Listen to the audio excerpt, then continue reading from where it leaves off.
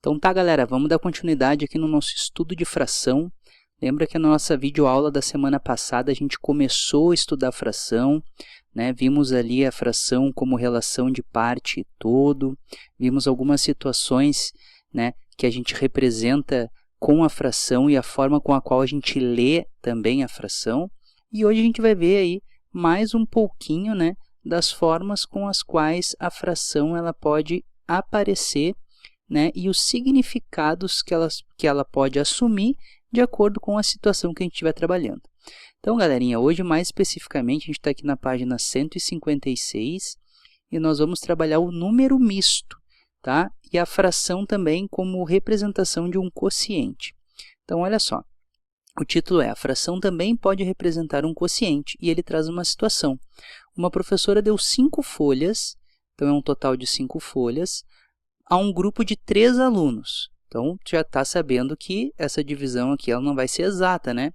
5 folhas para 3 alunos, cada aluno vai receber uma folha e 2 folhas vão sobrar, né? Se eu tentar dividir essas 2 folhas, a gente teria que recortar essas folhas, né? E dar pedaços para cada aluno. Então, vamos continuar lendo. Para que construíssem pequenos blocos. Qual foi a quantidade de papel que cada aluno recebeu, sabendo que o papel foi distribuído igualmente entre eles? Ou seja, aquelas 2 folhas que restaram, elas não foram cortadas, né, de forma aleatória, né? A gente tem que cortar em partes equivalentes para poder distribuir aqueles pedaços de forma igual para os alunos. Para resolver este problema, primeiro distribuiremos uma folha inteira para cada aluno. Então, aquilo que a gente tinha dito, né? Imagina aqui que a gente tem os 3 alunos aqui. 1, 2, 3. Então, a gente vai dar uma folha para cada um dessas 5 aqui. Cada um vai receber uma folhinha e 2 folhas vão sobrar. O que a gente vai fazer com essas 2 folhas? A gente vai ter que dividir essas 2 folhas em partes iguais. Então, observa aqui o que a gente fez. Ó. A gente pegou um pedaço de papel, aqui estão as 2 folhas. E vamos cortar em 3 partes iguais. Ó. A nossa aulinha passada. Ó. O que acontece quando a gente recorta essas 3 folhas em partes iguais? A gente cria um pedacinho, ó, em relação ao total. Então, aqui eu tenho uma parte das 3 que eu cortei. Olha a nossa fração surgindo aqui. Ó. Cada bloco aqui ó, representa, como é que a gente lê? 1/3. Né? Então, como eu tenho 3 alunos para distribuir, eu dividi cada folha em 3 partes iguais. Ó. Então, eu cheguei em frações, ó, que valem 1/3, certo? Uma parte de 3. Bom, então agora eu consigo dividir ó, esses pedacinhos para aqueles alunos. Ó. Coloco um pedacinho para um, outro pedacinho para outro. E o terceiro pedacinho para o último. Na outra folha a mesma coisa. Ó. Então, está vendo que cada um daqueles alunos ali está recebendo 2 frações, essa daqui é a segunda, 2 frações de 1/3. Só que 2 frações de 1/3, galera, equivale a eu pegar uma fração ó, que corresponda a 2 partes. O que seria uma fração que correspondesse a essas 2 partes aqui? Ó? Não seria 2 partes de 3, ou seja, não seria 2/3? Né? Se eu considerar essas 2 partes como uma só, então é 2 partes de 3. Então, o que a gente pode dizer aqui? Que cada aluno recebeu uma folha inteira e mais uns pedacinhos, que totalizaram 2/3. Então, a gente escreve esse número dessa forma, ó, 1/3 e 2/3. Aqui está o nosso número misto, galera. Por que ele é misto? Porque ele tem uma parte inteira, que é este número que vem na frente da fração, e depois ele vem com a fração representando os pedaços que também foram considerados nessa divisão. Então, a gente lê assim, ó, 1/3 e 2/3. Então, ó, galera, uma folha inteira e mais 2 pedacinhos ó, de 1/3 cada. Esses 2 pedacinhos de 1/3 cada representam 2/3, tá? 2 pedacinhos de 3, né? Como o senhor tinha dito, como se eu tivesse considerado um bloco só. E olha só que legal, se eu dividir essa folha aqui em 3 e considerar os pedacinhos, então eu poderia dizer que eu tenho, na verdade, 5 pedacinhos ó, de mesmo tamanho, né? 1, 2, 3, 4, 5. Então, que eu teria ó, 5 terços.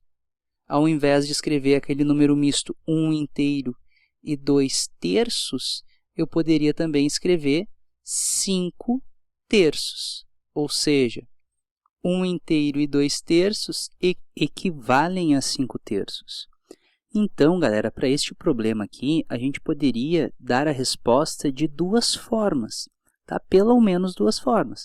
A gente poderia dizer que cada aluno recebeu 1 inteiro e 2 terços de folha, ou a gente poderia dizer que cada aluno recebeu 5 terços de folha.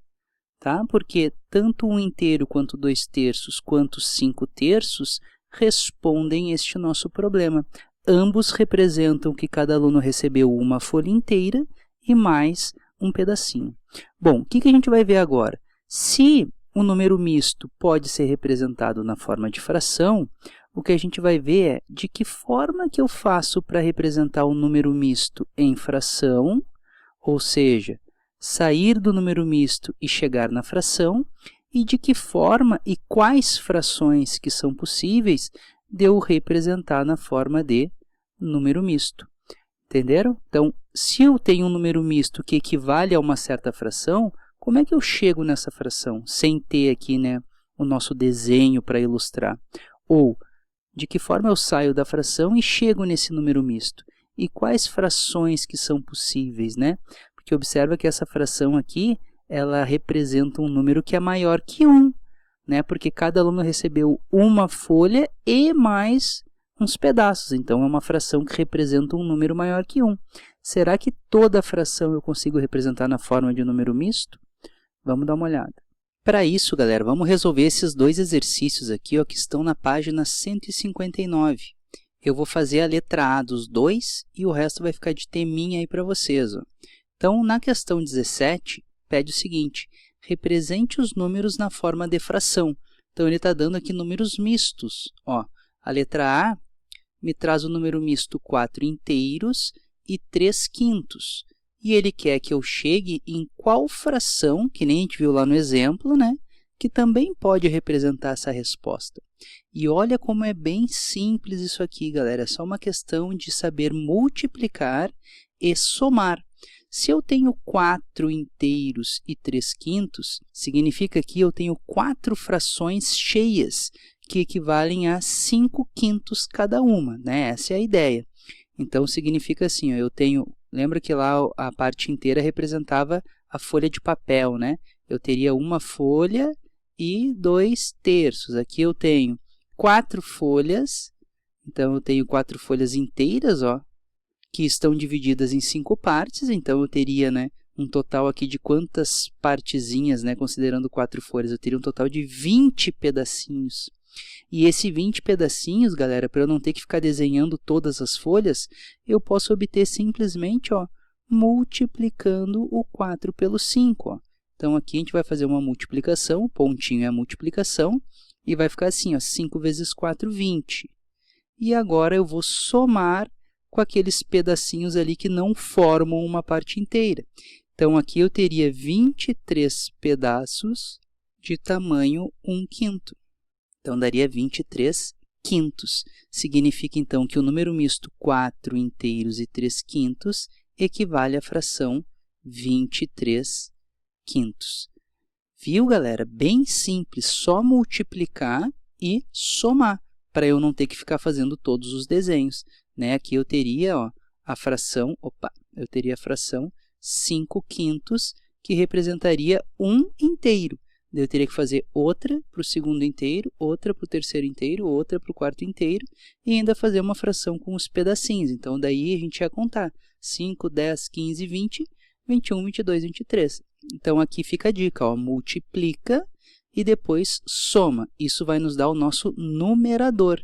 E o denominador já aparece aqui, né, na nossa fração que representa os pedaços.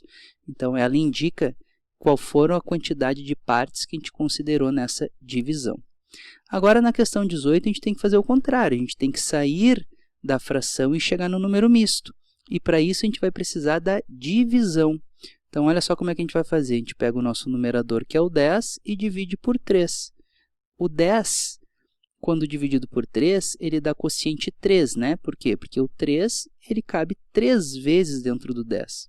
E isso me deixa um resto 1. Então, significa o quê? Olha só que fácil. Significa que essa fração representa o seguinte número misto, ó.